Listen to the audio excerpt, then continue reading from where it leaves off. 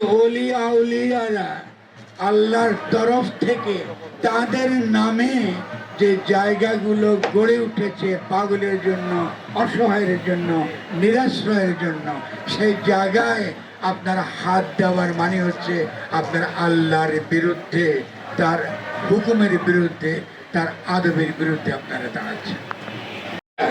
সবচেয়ে বেশি জনগণকে শেখাতে হবে এবং ফিরিয়ে আনতে হবে, সেটা হলো অপরের প্রতি দায়বোধ করা।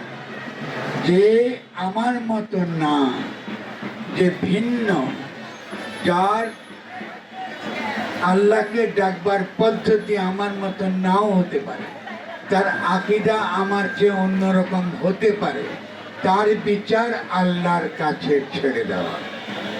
আমরা যখন সে বিচার আল্লাহর কাছে ছেড়ে দিয়ে, তিনি যে দায় আমাদেরকে দিয়ে দুনিয়ায় পাঠিয়ে বলেছেন যে এই যাও তুমি দুনিয়ায়, তুমি হলে আল্লাহর খলিফা, আমার খলিফা, তুমি আমার প্রতিনিধি হিসেবে তুমি দুনিয়ায় তোমাকে পাঠালাম।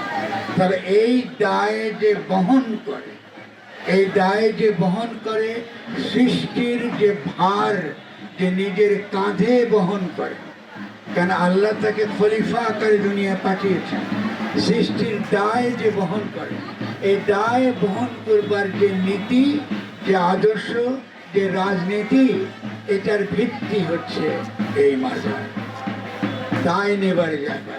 এখানে যে আশ্রয় পায় নাই, যে মুসাফির, যার কোথাও কোনো জায়গা হয় নাই, সে আল্লাহর কাছে এসে এই জায়গাটুকু তার, এই হকটুকু তার কাছে আপনি নিতে পারবেন।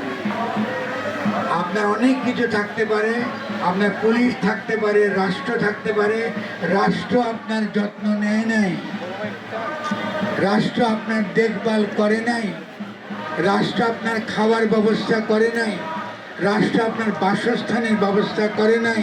কিন্তু ওলি আউলিয়ারা আল্লাহর তরফ থেকে তাদের নামে যে জায়গাগুলো গড়ে উঠেছে পাগলের জন্য, অসহায়ের জন্য, নিরাশ্রয়ের জন্য, সেই জায়গায় আপনার হাত দেওয়ার মানে হচ্ছে আপনার আল্লাহর বিরুদ্ধে, তার হুকুমের বিরুদ্ধে, তার আদবের বিরুদ্ধে আপনারা দাঁড়াচ্ছেন।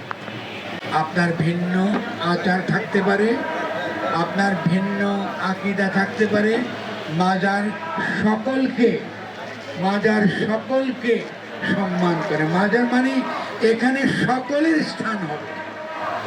আপনি ওয়াজ করতে চান, ওয়াজ করতে পারবেন, আপনি গান করতে চান, গান করতে পারবেন, কিন্তু অপরের ক্ষতি করতে পারবেন না, তার কাজে বাধা দেবেন না, তার নামাজে বাধা দেবেন না, তার গানে বাধা দেবেন না।